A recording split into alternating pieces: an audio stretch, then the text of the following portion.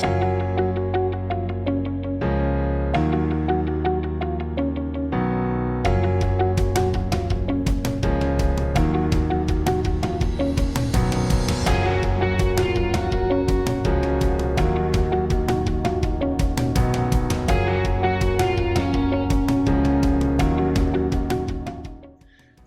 y'all, I'm Elisa and I am the Scrappy Wife behind scrappywife.com, and today I have a Bible journaling process video for you. I am working in the My Peace devotional from By the Well for God. I am on day 8, which is all about finding comfort in prayer, and it has us looking at 1 John 5:14 through 15. So that's where I'm going to journal today. It is a nice big open page, so I'm very excited to dig in on this page. I'm planning on doing some mixed media. I have a stencil pulled out here. I have these prayer cards, which are these sweet little library cards that are available over at By the Well for God. I'll make sure to link them below along with everything else that I use.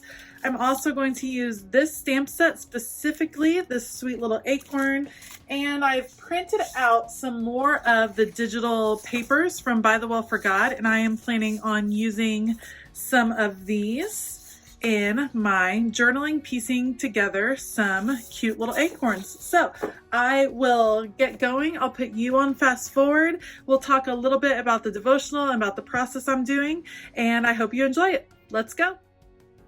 Okay, I have moved everything out of the way and I have turned the spiral Bible over so that I have just one page down, the most flat surface possible, and I am using just a cheap blush brush from like the Dollar Tree, and I'm using it to apply some of this Distress Oxide ink through the stencil. Here are some tips. Really, when you're using the blush brush, you want to be light-handed. You can always go and kind of build up your color, but if you come and press hard, you're going to get a texture that you're not really looking for. Another suggestion I would have is make sure you don't go over the edge of the stencil, especially on these Tim Holtz stencils that are in this rectangular form. If you go too far and go over the edge, you're going to get a line that you are not looking for most likely. I prefer to have kind of what I call a natural edge. I don't want it to look like a stencil. I want it to look like it could have kept going. Another thing I tend to do is use multiple colors of ink. In this case, I chose 3 different colors of ink. I have the Tattered Rose, the Victorian Velvet, and I believe that last one is Wilted Violet. And I'm shading different parts. I'm not using them evenly. I'm just shading them in different parts, adding some different layers, and that gives a little bit of dimension. I was just going to do all around the edges of this piece, and then the white in the middle felt a little stark as compared to the rest of it, so I came over and really very, very lightly added some Victorian Velvet, and that completes my first layer for this mixed media layout. You can see the next thing I am doing is I'm choosing which prayer cards I want to use, kind of playing with some of the colors, and decide on these 3. I like to work in groups of 3. I think that's just artistically very satisfying, and it also happens to highlight 3 verses that I wanted to focus on for this particular devotional. Before I put those prayer cards down, however, I want to add another layer of texture to my background. So what I'm going to do is I'm smushing together 2 of the Distress Oxide inks, the Victorian Velvet and the Tattered Rose, and I'm pulling out some texture paste from Ranger. I will make sure to link this below. I have a little tool here that I use. I'm putting a glob of the texture paste down and then kind of mixing it with that Distress Oxide, hard for me to say, and getting kind of a mix of the colors. I didn't want to choose one color over the other because I had done a lot of shading on the page. I'm mixing it really well, and then I will use a different stencil, another Tim Holtz one that has kind of a more netting look, and I will apply it with my finger. This texture paste, you can color it with any water-based medium, so you can use your gelatos, your Neocolor 2s, your watercolors. Those can all be used to color this texture paste and give it a tone. You want to be careful with the texture paste, however, because it does dry fast. So you saw that I wiped it off of that tool right away. I'll be using it on the stencil in 3 different places on my page because, again, I like to work in the groups of 3. I prefer applying it with my finger, but of course you have to go wash your hands off right away and the stencil as well. So as soon as you're done with texture paste, close it up. It dries out fast and you want to wash off all of your pieces that it has touched. While I am letting the texture paste set on the back of my page, I'm moving on to this little acorn stamp, and I'll link an unboxing for this kit right here and also below if you're interested in seeing it. But from the second I opened the stamp set, I knew I was in love with this acorn stamp. It's from the whole stamp set from By the Well for God. I'll link it below if it is in stock. If it's not, keep trying back because they will probably restock it. And I love this acorn. I think it's adorable. And what I decided to do was make some paper pieces with the stamp set. You saw earlier what I did was stamp out a whole bunch of them on a piece of craft paper I had in my stash. And then these are the digital papers available over at By the Well for God. And it's so awesome that they started creating these because the colors coordinate perfectly. And for those of us that really like paper piecing and just paper ephemera pieces and all of those things, I have loved using these. They're so versatile. You can use them to cut out letters, die cutting pieces. I use stamps on them all of the time.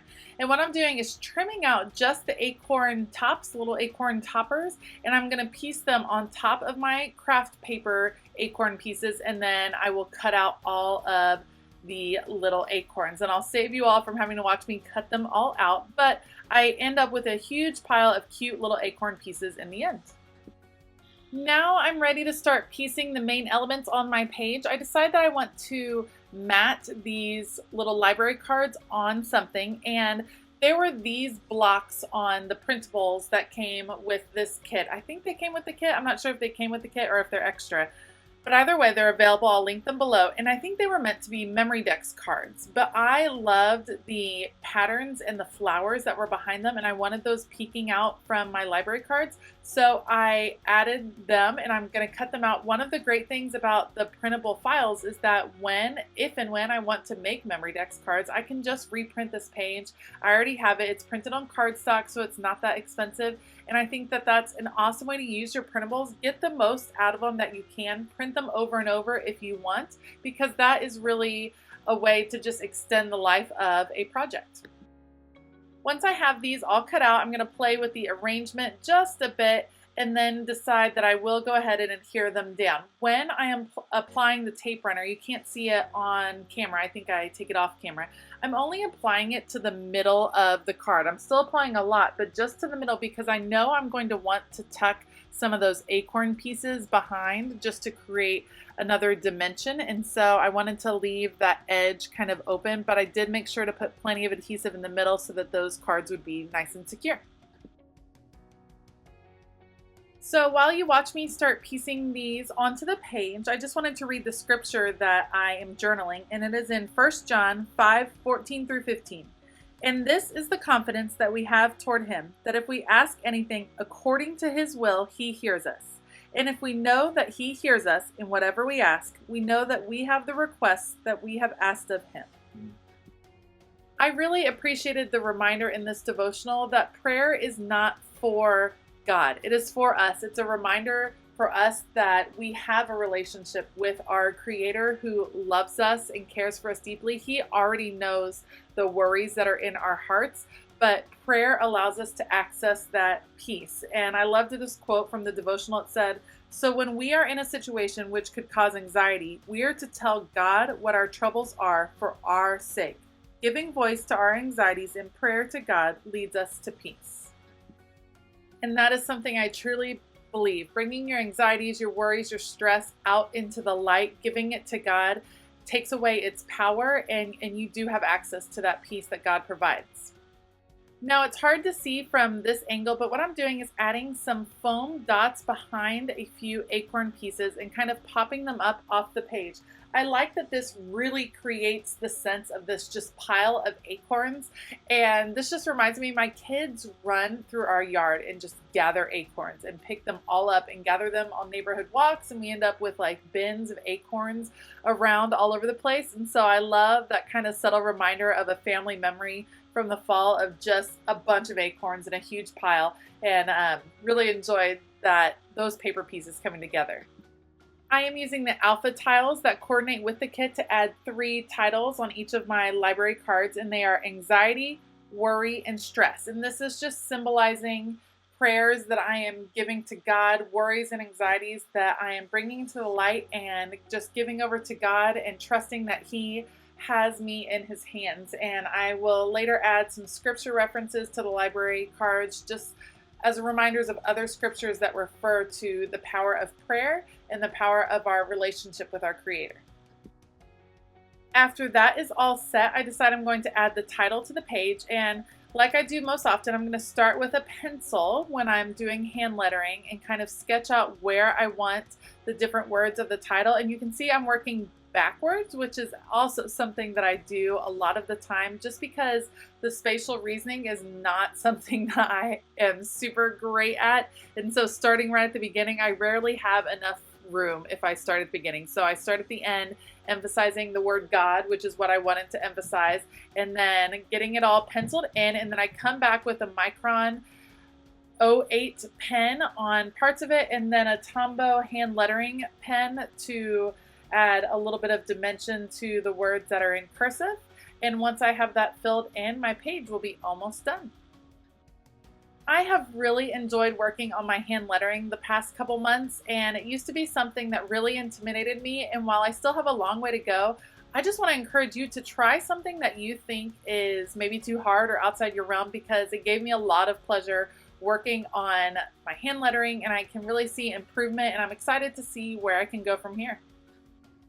After I finish all of the lettering, I decide to tuck in a few more acorn pieces around my cards, and then I'm going to work on a tab cluster at the top. I choose a ribbon tab that came as part of the kit from By the Will for God, and one of their faux washi tapes, which are really printed on clear sticker paper, so it doesn't act like regular washi tape, but it does provide enough support to keep those tabs in, those little paperclip tabs. And I like that the color brings in a little bit of that light blue up to the top. I'll layer a few more acorns up there, including popping one up high, and then I will call my page done. I know I say this every month, but I am so enjoying this kit from By the Will for God. It is perfectly timed to really get your heart in the right place as this busy holiday season seems to already be taking over. It's not even Thanksgiving, and I'm already thinking about Christmas and all the to-dos. And this really is a great reminder of where our peace comes from and where we can access it. And I've just loved going through the study. If you enjoyed this video, please give it a thumbs up and consider hitting that subscribe button as well as that bell notification button. If you liked any of the supplies, consider using those affiliate links that I have below. It doesn't cost you any more, but it does go a long way to supporting this YouTube channel, and I really appreciate it. I hope you have an absolutely fabulous day, and as always, keep it creative.